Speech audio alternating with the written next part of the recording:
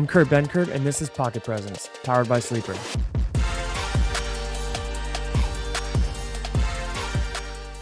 Welcome back to another episode of Pocket Presence after a crazy championship weekend. Holy shit, Tyler. Like, some blown leads, some unexpected stuff. There's a lot of ball that we're going to be talking about, but more importantly today, we have a very special guest to me, Olamide Zaccheaus. What's up, dude? Happy you're here. How you been? I've been good, man. Happy to be here, man. I've been following your journey. Appreciate and, it. It's been an amazing thing to just watch Thank you.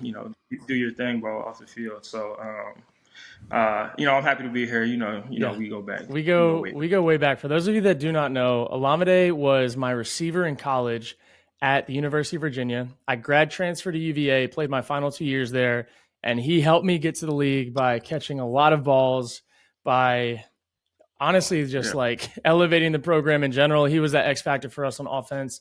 And then when I left, continued his path, and now he's in the NFL. It's been 5 years for you. Is this your fifth year? Yeah, just finished Oh my fifth. my God. He just finished his fifth year. And the coolest part is when he got to the NFL, he actually went to the Atlanta Falcons, which was where I was. So I was at UVA, then went to the Falcons. He came in as an undrafted free agent to the Falcons, stayed with me for his first summer when he was trying to make the team, and then took off and hasn't looked back since, and recently wrapped up the season with the Eagles. And now he's a free man, unrestricted free agent. I think, what was your situation last year? Was it still unrestricted free agent, like same kind of deal? Or was it a little different?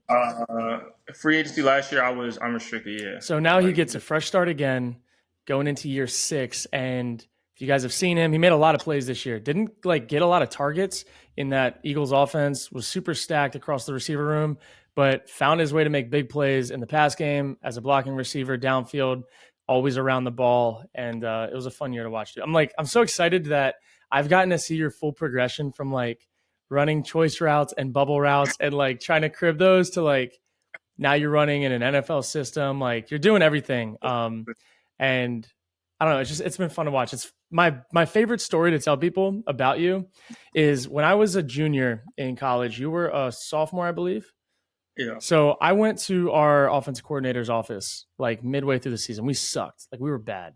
We were 2-10 that year, but we had guys like me and Olamide, and then the drop off was just heavy because we had a lot of people transfer out. Our O line was super young, so we were fighting an uphill battle. And I was like, look, guys, I do not care how small he is. Please let him play X receiver. Play him out wide. I do not want him to just be the slot receiver. And the kickback or pushback that I got was that he's too small to play outside receiver. And now you look 6 years later, 7 years later, and my guy's playing as an X receiver, a Z, and F, for those of you that know NFL personnel. He's playing all over the field, and it's been fun to watch, man. It's been fun to watch. Yeah, it's been a journey, bro. I pride myself on just being able to play all those positions and being able to win wherever I line up. Yeah. So was it always like that? No, but I work my ass off, bro. So 100%. I just continue to get better each and every year. And man, I still haven't even scratched the surface on my potential. I believe it. I know that. I'm just excited to see what this year will look like for me. Yeah, I'm excited for you too. I think there's something about and for people that don't know, you're from Jersey. Philly was kind of your hometown favorite team. So you got to go back to the Eagles this year and experience that. Or family was close by for most of the year. Yeah, my mom's not far from me at all. Yeah. So that's awesome. It's cool that you got to dip your toes in with Atlanta, get situated, and then now everything came full circle. And now it's how do you feel? Are you okay, I did that, I went home, I did that, now let me go find the best situation where I can be a guy, or where I can go try to scratch and claw to be a guy? What are you looking for? Yeah, for me, just going into this next year is just I need the opportunity. Yeah. Like you said, I was in the stacked room. I knew that signing up for this, coming into the Eagles this year, but this year is just about getting those targets, bro. Because you look at the stats and the production, yards per catch. It's crazy. Bro, it's insane. I have it. It's all there, bro. Yeah. So it's I just need the targets at this point, and whatever team or system that I can get that in is where I want to be. Well, it's cool too because your style of play, you are very versatile, and I feel the NFL, if you were to play 10 years ago, you wouldn't be as valuable as you are today. Like you see a lot of guys like, I mean, look at the guys we played with, Brandon Powell. We played with Greg Dortch. Like these guys were practice squad guys in Atlanta when you were playing that like found their way into systems and they're just finding ways to get touches and they're making plays. And they're getting a lot of touches, right? Like maybe bad teams, but they're finding their way on the field and they're getting the ball thrown to them. I also think like, I felt like the scheme wise, like it was not, what's the way to put it? I know everybody got fired. Like OC got fired, like everybody's gone, but watching all year, I'm like, you guys had so much talent to not be put in favorable positions to like get an open space. It was a lot of man beaters, a lot of like having to win one-on-ones. And I was like, it's not the most effective way to play football in the NFL. And I know that like you might not want to go into it fully, but I'm like, for you to make plays the way that you did in like very small, probable ways should be encouraging for you because you're seeing guys around the league like getting set up for like open space, bubbles, reverses. Like, how did that make you feel like watching all around the league and knowing like kind of what you were in last year?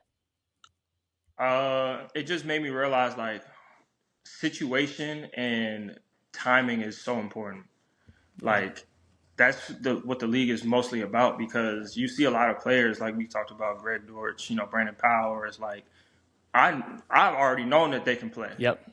I've seen it in practice. I've seen it in the games. Like, and then they get in the right opportunity in the right time, and they're able to shine and really show the world that that they're capable of being that guy. Yeah. So that's just kind of what I learned just being in the league. It's a lot of it is just trying to find that right situation, and really it's about timing, bro, and then just capitalize off your opportunities. It's crazy because like that timing too, like timing in normal people's lives, I feel like maybe it's a couple months. Like timing in NFL life, like it's years.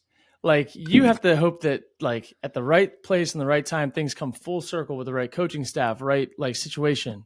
You not to have injuries. Other people, like maybe they do have injuries and it just has to like the stars do have to align, especially if you're not like a first to third round. And the window isn't that big either. Like you talked about Kurt, normal people live, like a career could be 40 to 50 years if you work a regular office job like me. But in the NFL, the average career span's like less than 4 years. So you don't have that kind of time to figure out the timing, which can be frustrating, I imagine. Yeah, and it's like on top of that, like I said, I work my ass off, so I also understand that.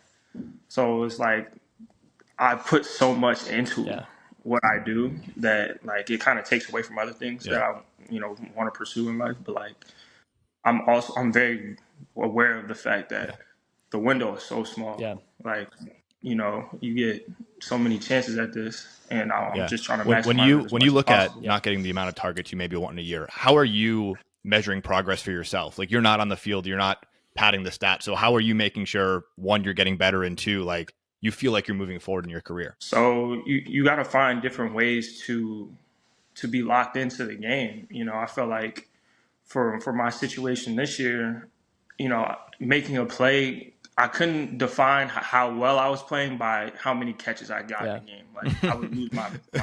I would have lost my mind for you. You know what I'm saying? Like I would have lost my mind if I judged it that way. So I had to just shift my mindset and just understand the reality of the situation I was in. It's like, okay, you can make a play without having the ball in your hands. And a lot of the times it was just about like, all right, is my effort there? Like, am I finishing to the ball, just being around the ball? And that's the type of progress that, I was kind of like just tracking throughout the years. Like, okay, I like my effort on this play. Even like certain routes and stuff, like I wasn't getting targets and stuff, but like I still tried to put stuff on tape for people to see. It's like you're auditioning for other people all the time. Exactly. And like Kurt, you're on one team, but like you're really putting film out there for everybody else though too at the same time. So I just had to shift my mindset though and really like, I can't like I said, I couldn't judge how I was doing based on like, all right, I got six catches this game or whatever. Like like I'm looking at your stats and like your career, and I think the idea of are you around the ball and are you making the most of your opportunities? Like, dude, 5 years, like like the thing is, your 4 years in Atlanta, like you showed your consistency in both the run game and in the pass game, right? Like every time you like your career average right now, I don't even know if you've looked this up, 14.3 yards per catch, I believe is the stat, right? Like, so this year you had 164 yards on 10 catches. That's 16.4 average, 2 touchdowns. Like statistically speaking, like this was your best year per catch that you've ever had. And it's year 5. And it's like, people look at that and be like, okay, like maybe he's a guy that we need to like get involved in our offense. Like maybe like actually game plan around, like get him in open space, because I'm sorry, but to have 10 catches this year, to have 40 catches last year, and your average is as high as it is, like those are Devonta Smith type averages, right? Like it's no question. And like people say stats don't lie. And I just think you found your way through your first 5 years to be in some very stacked receiver rooms. And for sure. I don't know. I hope for you that like, I know that you want to win, but I hope that you go to a team that's not very stacked because I want to see you eat. Like I think that everybody that's ever seen you in practice knows that you practice how you play.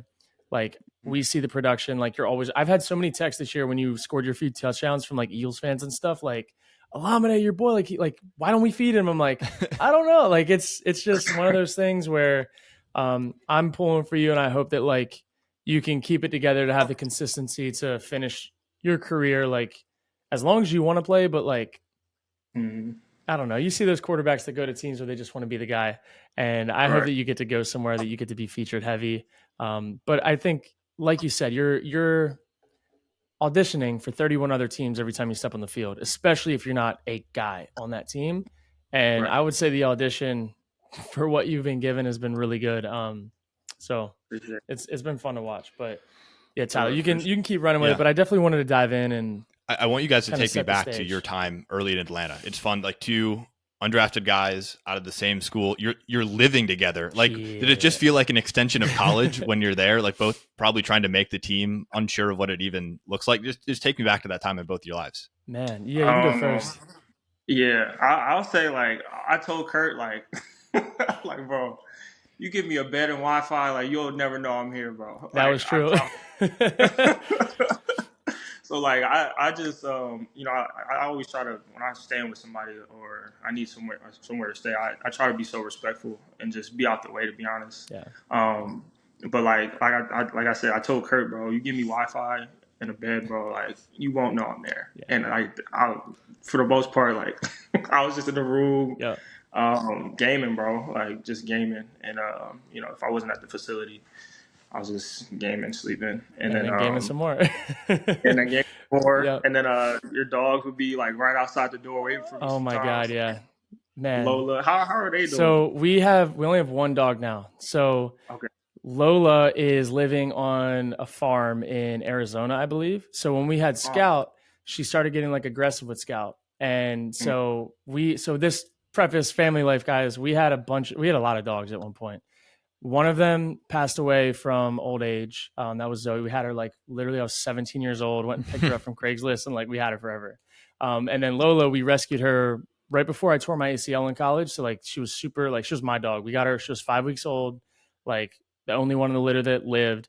And she was this big like Anatolian Shepherd mix. And we had to put her on a farm. Oh yeah, she was a big ass dog, like and obsessed with Olamide. But yeah, we have one dog now. He's a husky named Riggs. But yeah, she's living her old age out on a farm. She's doing good. So I love that. But yeah, do you still game as much as you used to? Like, have you like life outside of football? Is that still your thing? Yeah. Yeah. Oh yeah, you're deep. Yeah. I love that, bro. I don't think that'll ever change, bro. Like, I do. I feel like I've been saying this for years, but like getting into streaming, bro. Like, I feel like I need to do that. Well, I can hook you up, obviously. I think the biggest thing that I've noticed is like live streaming is fun and it's interactive and it's a way to engage. But I've found so much joy out of like making the long form videos, posting them, and then walking away. And like I have no attachment to them. Like however they do. But like I feel like, especially from a like making money perspective, live streaming, you'll make the money while you're streaming. But like making the content that you make one time and seeing the revenue month after month just like build is probably the most satisfying feeling in the world to me, like in the business world for me right now. So, man, the Madden stuff's been fun. Like I know you probably still play 2K and maybe some Call of Duty. by the way, guys, Olamide was a nasty Call of Duty player. Yeah. Still not as good as me, but it is what it is. I don't know. Nah, he was really good. But it's cool because I think like we're starting to see in this age of football where like you get to see sneak peeks into other people's lives a little bit more outside of what they do on the field. But like the whole gaming thing is like, I would say 90% of the guys in the league game. Maybe 10% of the people tell people they game because they still are like, I don't want them to think I don't take football seriously. And I'm glad that it's changing. Like you see guys having more shows and podcasts and stuff, but like I'm telling you guys, these guys in the league are gaming. Like they're all gaming. And that's what we're talking about outside of the locker room, in the locker room. Like it's, but it doesn't take away from the training and everything. But like everybody's got there's something that they escape with because it is a job. Like no matter how much you love it. So and it can be stressful at times. So you need that. You need to decompress. Yeah. So I never get that as a lot of people like now being able to get to know Kurt a little bit. Like you guys have a job, like the rest of us have a job. It's a very public facing job that everybody seems to have an opinion on, and it's from a fan perspective. And the media does this too. Like if you're not actively, I don't know what they expect players to be doing if they're not like at the facility. It seems like the expectation is players can take no time off. Like if they're doing media or they're playing, they're streaming or they're playing video games in their own private time and that happens to come out. It's like they're not doing enough to get better to, for the goals of the team. And it's kind of ridiculous. You'll be a worse player in my opinion. And I would love to hear your take on this. Like, I think that if you're 24/7 football, you will never reach your potential. Ever. Like, because one thing will crush you and it will crush you. Where like, if you have things outside that you either look forward to or passionate about, or even like building, like it's not even about not having all your eggs in one basket. It's just like having a balance and disconnect in some way, shape, or form.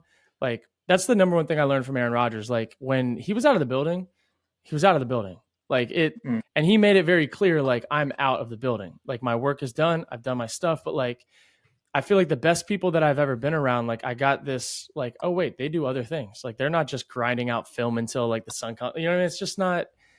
I think you can over prepare and be worse at your job, and you take away from your natural ability. Yeah, you burn yourself out. Yep. It's like anything. Like if you do one thing all day, like. And it's just repeatedly for so long, like especially like with football.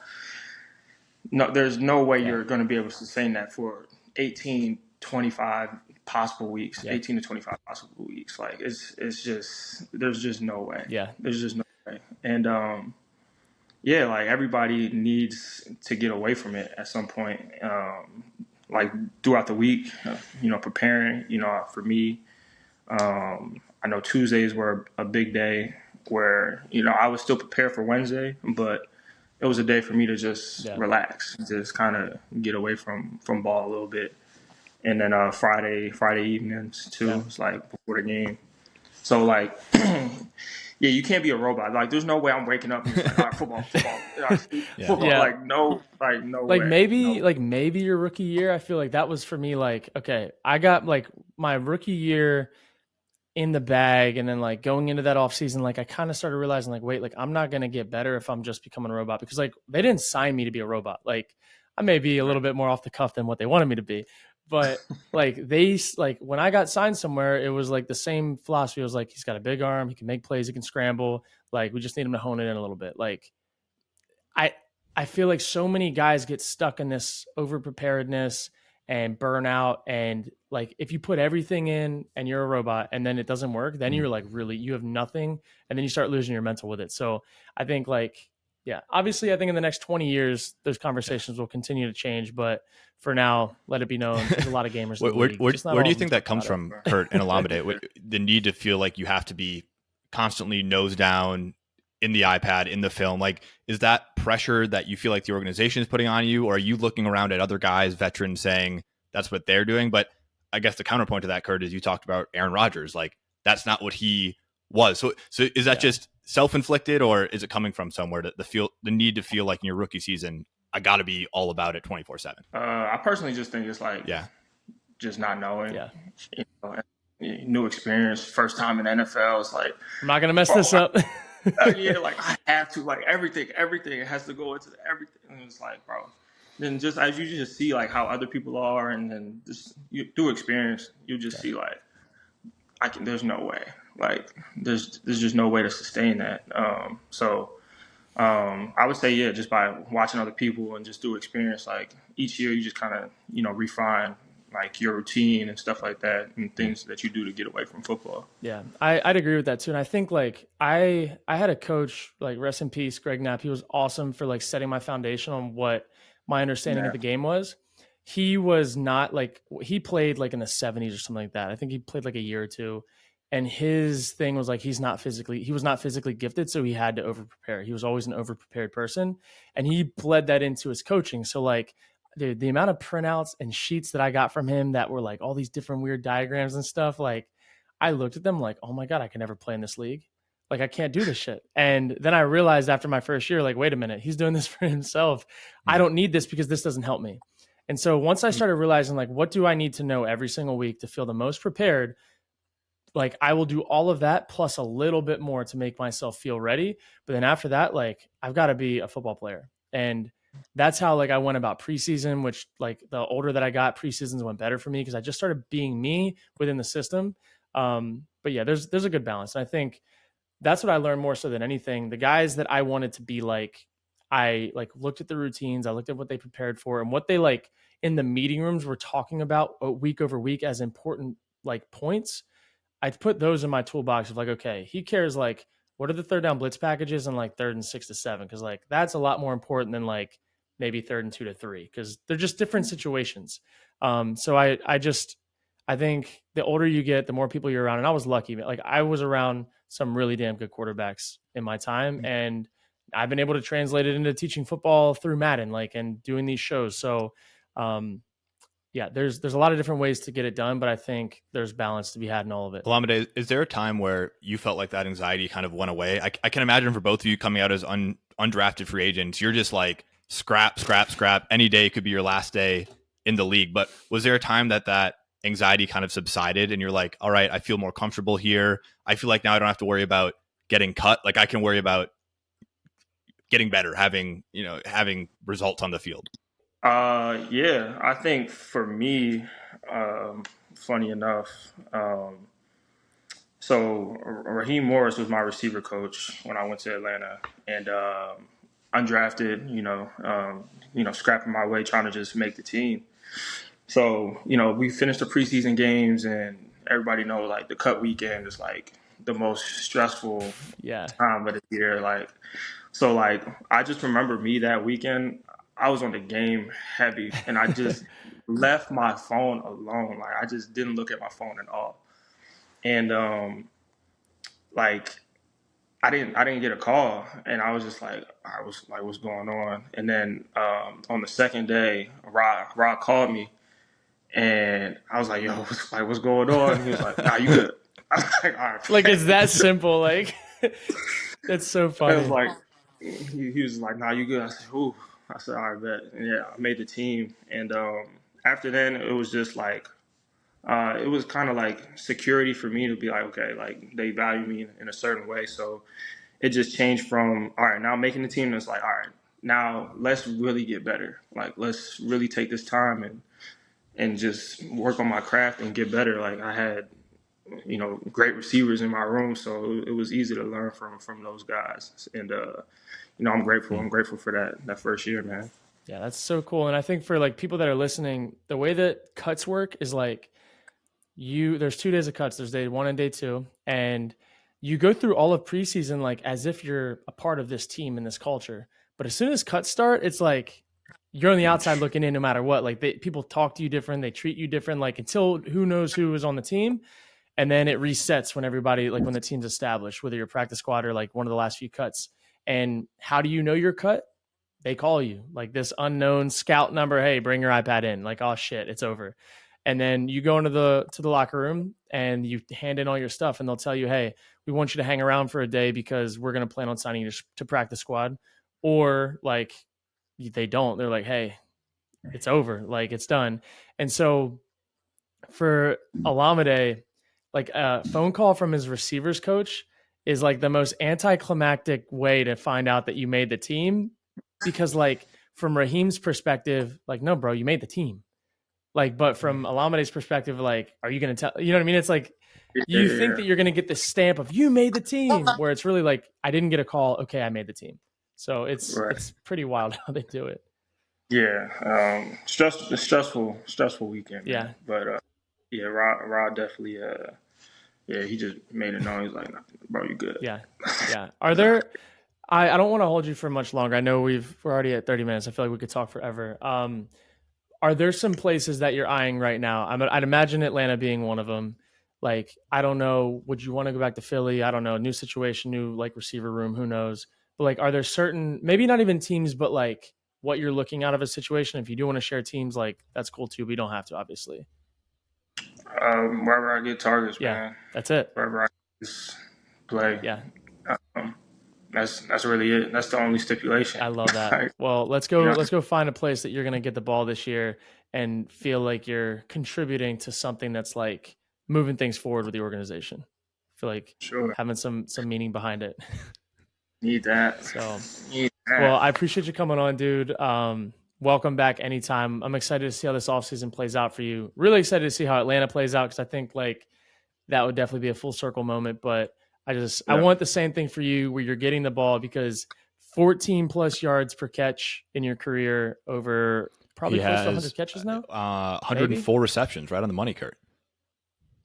104. Did you even know you broke 100? I didn't. There you go. 104 receptions, almost 1,500 yards, 14.3 average, and 10 touchdowns. I'd say one touchdown out of every 10 receptions is not half bad. So it's pretty just good. Just go get some more receptions somewhere, dude. Well, enjoy the rest of your day. I appreciate you coming through. Until next time, bro. Yes, sir. Appreciate you, Kurt. Tyler, appreciate you as well. Awesome. See you, dude. All right, bro. Sweet. Dude, I love getting different perspective. And obviously Olamide is one of my friends, but like I am never really in an interview format with my friends. So it's kind of cool to like, all right, let's like dive in a little bit and like ask him questions that I wouldn't ask him as a friend. Which is pretty cool.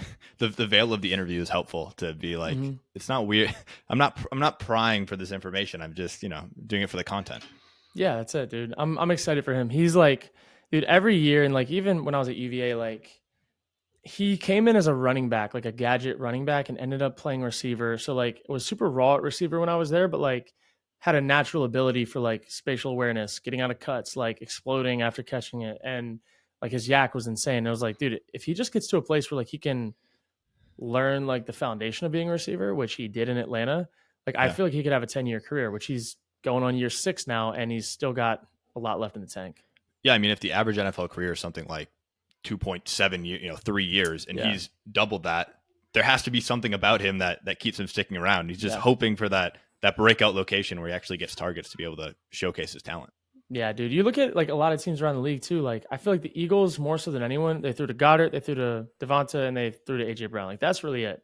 Yeah. And like there are other places, like you look at Detroit, like they got Reynolds and like Raymond, they got JMO, obviously Amon-Ra, a couple tight ends. Like they spread the ball around a lot. And like yeah, Amon-Ra gets his, but there's other receivers that are always involved. And I don't know. I'd love to see him go to a place where it's not just honing in on a number 1 or number 2. So yeah, I mean, we talked all year about the Packers receiving core and how any given week there could be a number 1 guy. And you have like, I remember that Vikings game. It was like the Bo Melton game, went off for over 200 yards or over 100 yards and a touchdown. Is like, and in the same regard, we talked about the Eagles offense being so stale and targeting it on the same guy. And it's just totally a matter of circumstance. And I think that point that you guys made early on, where it's a matter of circumstance, but at the same time, you don't have the time to figure it out. You're working with a really short window to capitalize your NFL career. I'm sure there's a lot of guys out there that just sliding windows moment, it didn't work out, and they're probably like really, really talented players that just never got a fair shake. I can only imagine how many guys there are like that out there. Yeah, there's a lot, and that's the tough part about the NFL. It's like to make it to the NFL, as tough as it is, then to find the right place at the right time, right situation, right coaching staff, right support staff, right players. Like there's a lot of moving parts that have to happen for you to be successful. And that's why like you look at some quarterbacks who just cannot find a way to make it work in one organization, go somewhere else, and it's like, oh my God, this guy's our guy.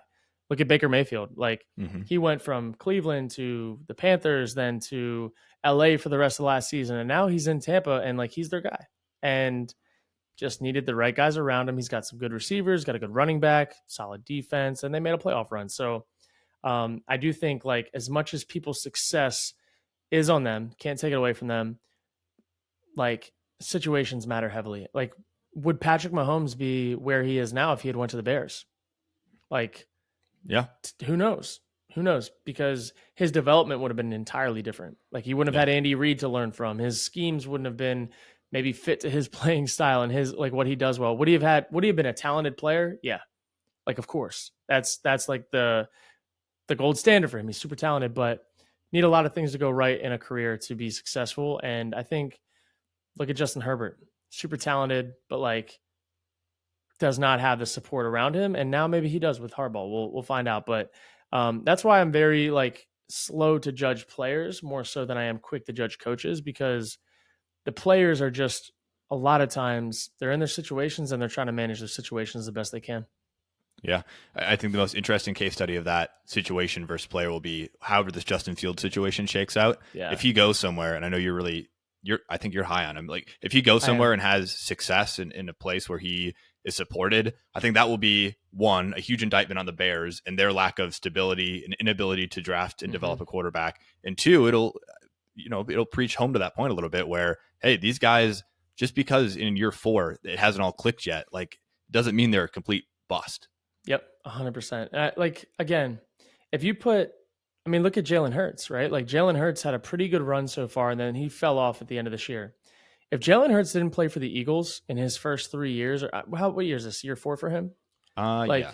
Like if you put Jalen Hurts on the Bears, I think Jalen Hurts' career looks a lot worse than Justin Fields.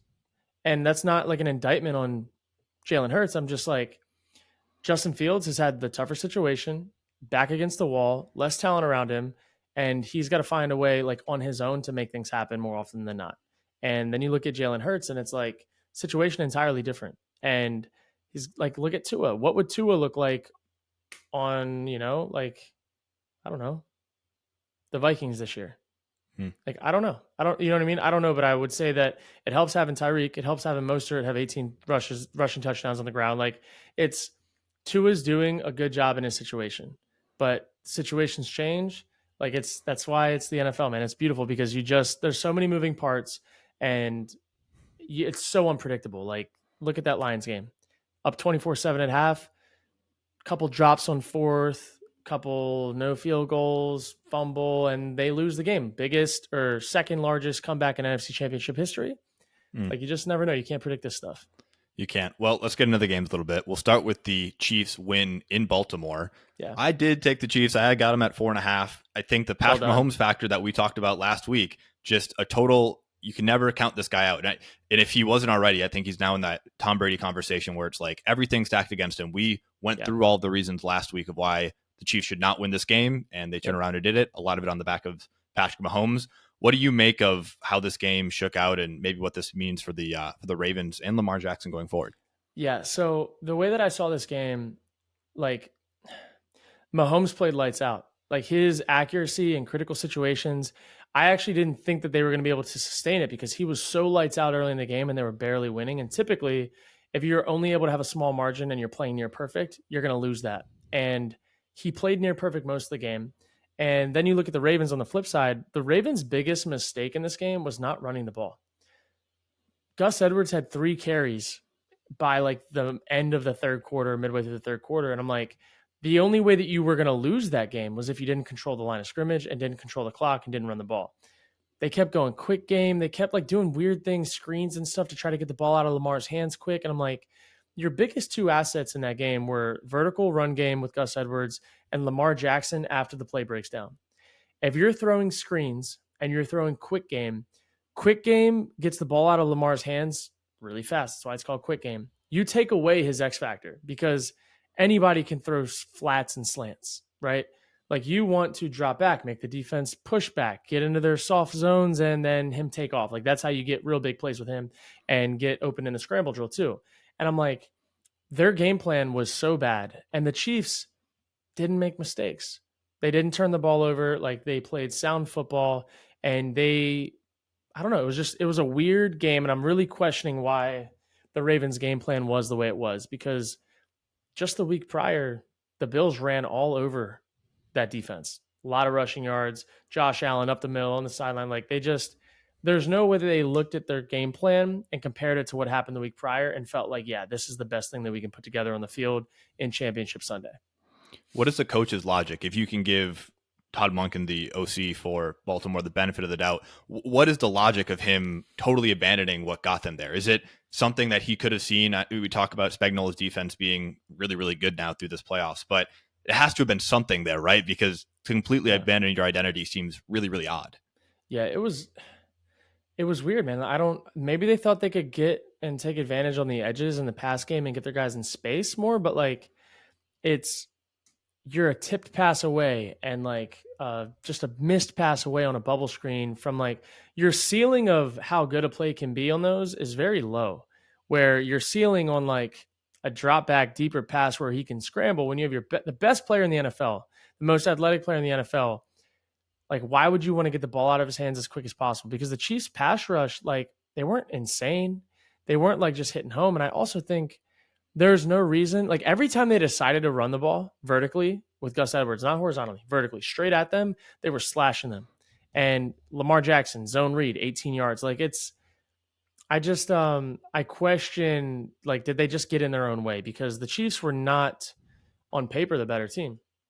But playoff Chiefs, playoff Mahomes, like, Mahomes made plays when he needed to. He made plays all game long, back shoulders to Kelsey. Great special, like just a complete dagger at the end of the game to Marquez Valdes-Scantling. Like, they showed up in the situational football when they needed to, and they didn't shoot themselves in the foot. Let's give this Chiefs defense some credit. They have played really well. Something that the Chiefs have relied on all season and into the postseason has been this really stout defense. What were you seeing that they were doing to make Lamar Jackson's job really tough? Because the one thing that I noted watching this game was the Ravens were not getting these easy points that they were all year. You're talking about one of the most explosive offenses, I believe, in terms of DVOA in NFL history. And then they put up something like 10 points, and it looked tough for every single one of those points. Yeah, the defense was trying to make the Ravens be as patient as possible all the way down the field. So they weren't bringing exotic pressures. They were literally just playing, from what I could tell, especially late in the game, they were rushing 4, sometimes rushing 3. They weren't doing aggressive stunts. They were trying to keep Lamar in the pocket and close the pocket in without allowing rush lanes to get out. So that takes away scramble drill. They were doing that, and so there's always an extra person in coverage in zone. So like the spacing to get rid of the ball in the pass game is a little bit tighter. And the answer to all of that is running the ball. If they're going to rush less, if they're going to drop more in pass zones, you need to run the ball. Like, you're going to get 3, 4, 5 yards a pop if you're willing to run the ball.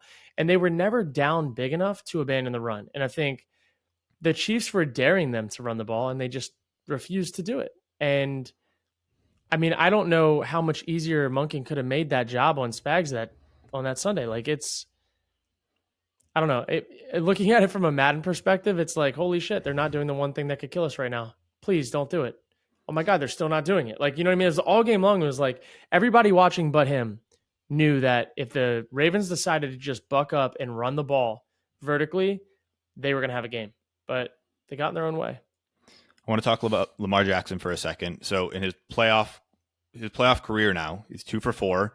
He has won 0 conference championships, has thrown for 6 TDs and 6 interceptions. The narrative out of this would be Lamar can't win in the playoffs. He'll win a second MVP without having much playoff success. What do you make of that whole dialogue? My thought is that he was begging for opportunities to make plays, and the play calls didn't allow for that. So when you're having your best player on the field throw bubble screens, throw screens, throw quick game, like, get rid of the ball quick, you take away the scariest thing that he does, which is after the first play breaks down, the scramble to throw or scramble to run. When you take away those opportunities to even get into those situations as often as they did, then the end of the game comes up and you need them. I felt like I was watching Josh Allen all over again, where like you're neutralizing your own best player by play calling because you don't want to risk something against this Chiefs team. And I don't know if it's like, are you afraid of the Chiefs? Are you afraid of Mahomes and what he can do? Are you trying to limit possessions? I don't know. You're trying to play ball control, but it's clearly not working, but you can't play ball control type of offense versus a defense that is also really good. Like, you have to be willing to pick your poison. And both teams, Bills and Ravens, decided to pick a slow death versus the Chiefs than actually give themselves a fighting chance.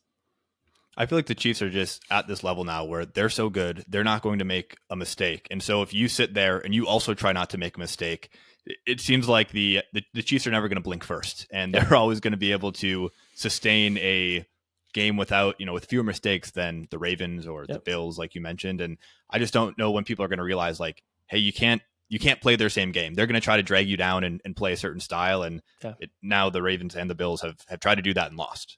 Yep. And you look at it like, look, man, when did the Chiefs have pressure on them at all that game yesterday? Like, not by play calling, not by the score on the field, like not by any of it. They really were playing with house money all game yesterday. Like, if they made a mistake, it wasn't the end of the world because they had the lead. They were having no pressure on them. Like, the Ravens didn't do what the Ravens do best. And the Chiefs, in my opinion, like, got to skate through that game. Like, it wasn't a good game to watch. Yeah, we're going to talk about the Super Bowl a little bit later this week, and we have a whole week to do it. But I want to sit on this note of coaches seeming to get away from what got them to a certain position. So the Ravens, this explosive offense all year, they kind of turtle back into their own shell. Similarly, Dan Campbell with the Lions seem to be wishy-washy on some fourth down, field goal, late game situational type stuff. Let's talk about this 49ers win against Detroit. And first, the play calling and the coaching and some of these decisions by Dan Campbell. Just talk on that for a little bit.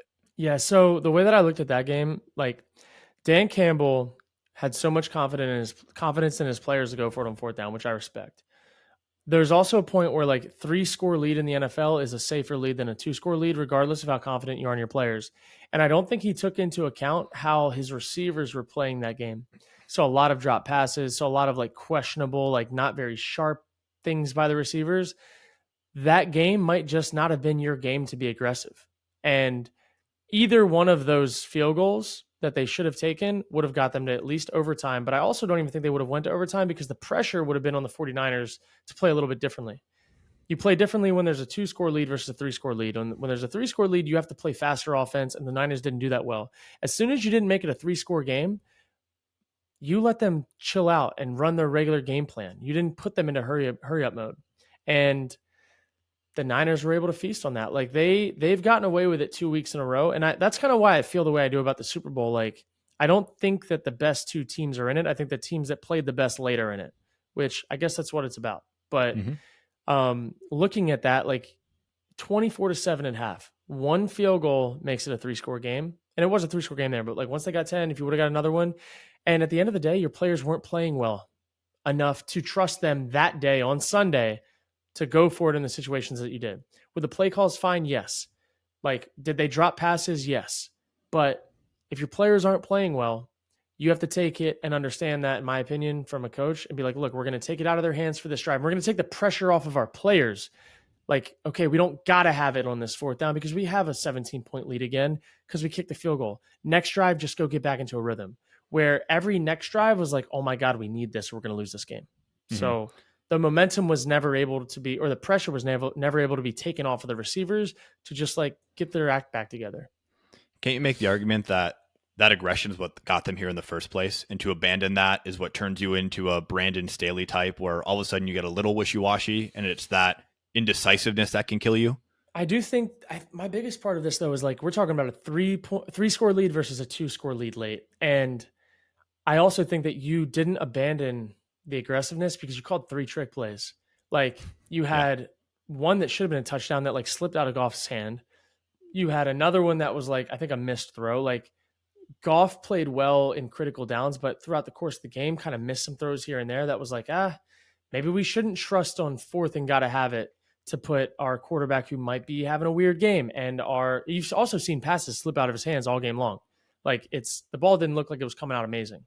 And then also, your receivers had a lot of drops, wide open, chest, face mask. Even your secondary, the play to Ayuk should have been a pick. Like, you should have had 2 interceptions. Like, so it just felt like one of those things of, like, with the players across the board with the Lions, like, they were not ready for the moment. And maybe Dan Campbell could have alleviated that by being a little more conservative and kicking field goals.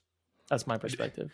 Yeah, I mean, it's probably like a sliding scale of aggression. Like there's the aggression that you play with in Madden where it's 4th and 20 on your own 20-yard line and you're like, it's just a video game, we're going to go for it. And then there's, as you described, smart, probably analytically based moves where making it a 3-score game is much more beneficial than making it a 2-score game. And it's in those margins that it feels like Dan Campbell messed up a little bit.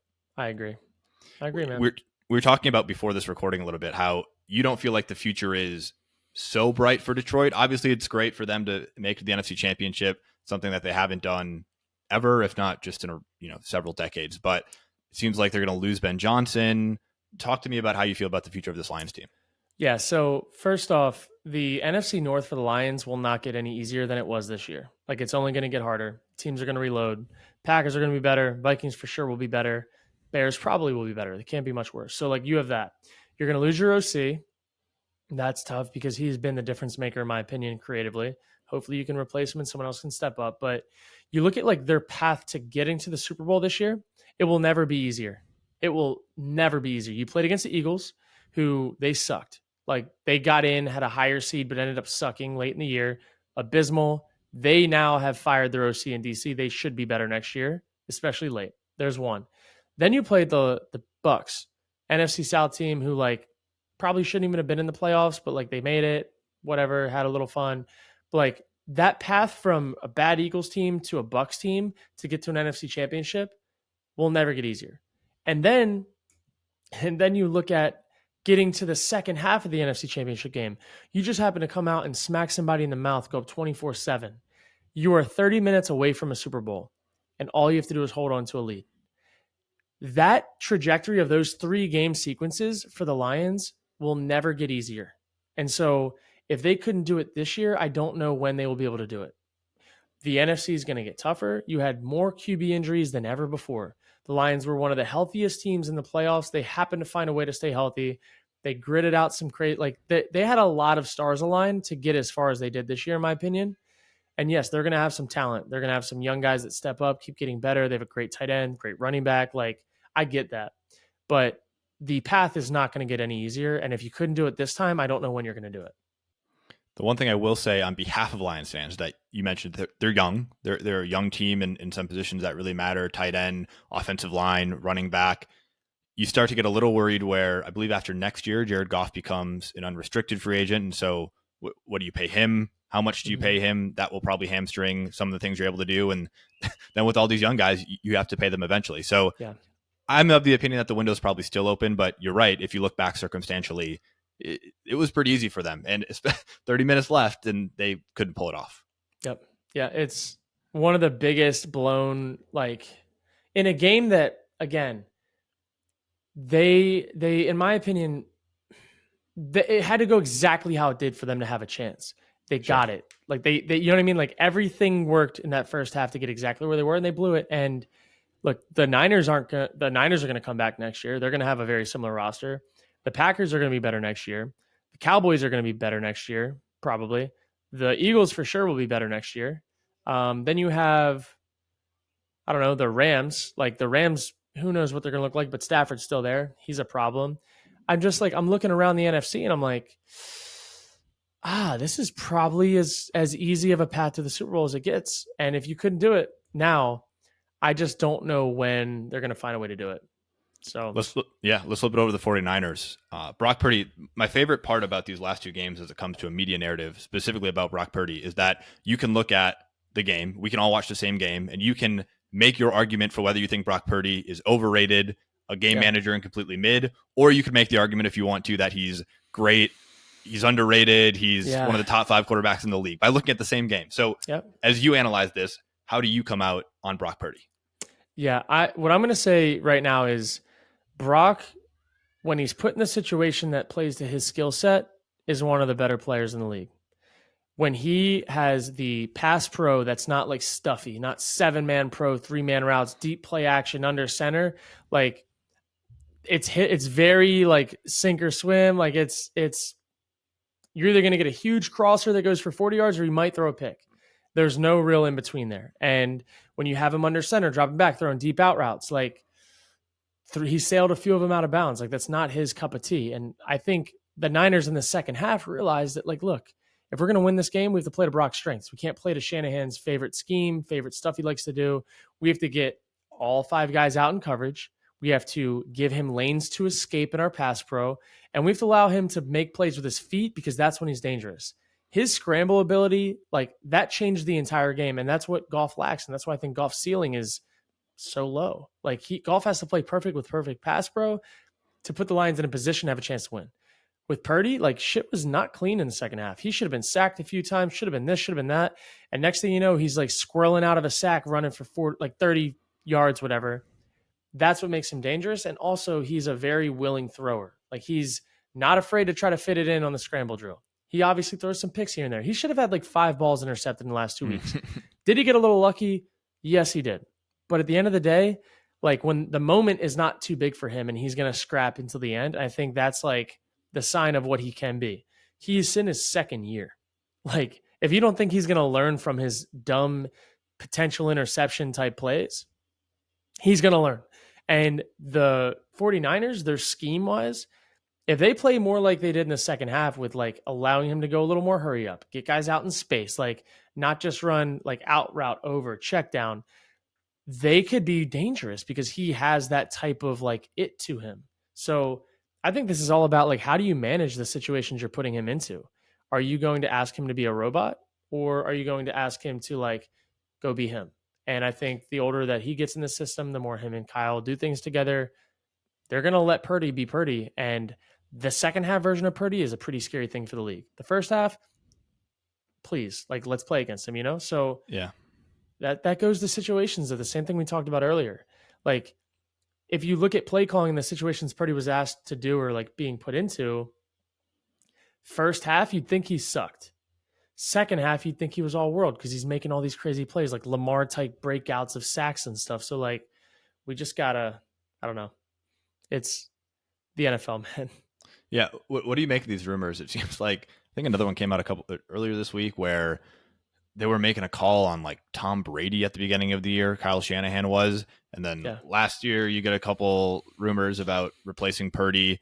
It doesn't seem like they have a ton of confidence in him if those keep coming out. I don't know where they're coming from. It could be an agent thing, but what do you make of this discussion that Brock Purdy maybe isn't the guy? Like if a Kirk Cousins comes up available, that Kyle Shanahan would rather have him than Brock Purdy. I don't think that's true. I think that he would lose the locker room if he moved on from Purdy. I think the guys love Purdy. The guys know what Purdy's capable of. And I think Kyle knows what he's capable of. Kyle just has to find the fine line of like, do I want Purdy to run my scheme, or am I going to start catering my scheme to him? Because it's really easy to beat up on bad teams with Purdy running the scheme. It's hard to beat good teams when you just need him to be perfect in the system like a robot. So you got to let him fly, man. Can't keep him in a cage forever. You got to like give him opportunities to go make his weird plays. And I think that's like, if they win a Super Bowl, dude, like, okay, let's go let the cage out, let him out the cage, like let the reins off, and like, let's go see how high we can take this offense. Yeah. I mean, the discourse is not going to change though. If they win a Super Bowl, we're still going to have the same conversations next year about Brock Purdy being a game manager, not being an elite quarterback. Even with like, it's the best part about the debate surrounding him is that whatever happens, you're still able to find a little shred of something that confirms whatever opinion you had coming into the debate. Yeah, no, I believe that. And I think, I look at these two and I'm like, okay, if Tua played for the 49ers, would the 49ers be a Super Bowl team? And I'm going to say no. I don't think so. I think you have got to have, like, to be a Super Bowl team that's going to consistently make it there, you've got to have that after the play is broken down ability to like create. And we saw in the Chiefs game, he couldn't do it. Like, could not do it. If you put Purdy into the Dolphins, like, I think the Dolphins elevate. Like, truthfully, I think that they are a better team with his ability to break out of the mold, get on the edge, make plays in the scramble drill. Like, the guys that can do that have a better chance because you don't have to coach everything perfectly every single play to have success. And I think, like, that's the way the NFL is going. That's the way it's been going. And that's why guys like Purdy can have success right now and actually be a guy in a franchise because teams are willing to adapt to that. I agree. Well, we have a Super Bowl matchup. Finally, we have one game of football left. We have an entire week off. We've been preparing the listeners for this a bit, Kurt. I think every week we've been trying to take stock of how much football we have left and trying to enjoy it. But now there's one game left and we're thrust into the abyss of the offseason. I know, man. We got to figure out what we're going to do. I know what we're going to do. We're still going to figure it out. I'm excited. Yeah. There's still going to be a lot to talk about. I think like having more guests on is going to be nice. Talking about some of the college stuff coming up, some of these players breaking them down, talking about them. But like, it feels weird because I'm like, there's only 2 teams to talk about now. Yeah. There's 2 teams. It's one storyline, 2 weeks long of a break. Like it's been a fun run this year, and I'm excited to see what year 2 looks like. I'm definitely excited for the Super Bowl, but I'm also excited to turn the page and navigate an off season together for the first time. We're going to be able to bring so many more teams into the fold. You get to this point, and by the time we're sitting here next week, Monday or Tuesday, we're going to be pretty tired about talking about these 2 teams. And so being able to bring in and circulate fresh blood and talk about, I mean, we'll be talking about the Commanders and the Giants, teams that we haven't talked about in months. Right. I mean, this is the season where you're selling hope. You're selling your we'll team sell you a lot of hope, baby. And we'll sell a lot of hope. Every team's going 60-0 next year after we release our mock drafts. And this is how. Well, not a bad idea. Thanks for guiding us through another good episode, Tyler. It was fun. Excited to have some more guests on. Excited to talk some more ball. And until next time, guys, if you guys are enjoying the episodes, definitely like, comment, subscribe. Tell us what you want to hear a little bit more of on Twitter. Maybe some guests you want us to have on and reach out to. We're excited to keep building this out, and we'll see you guys next time.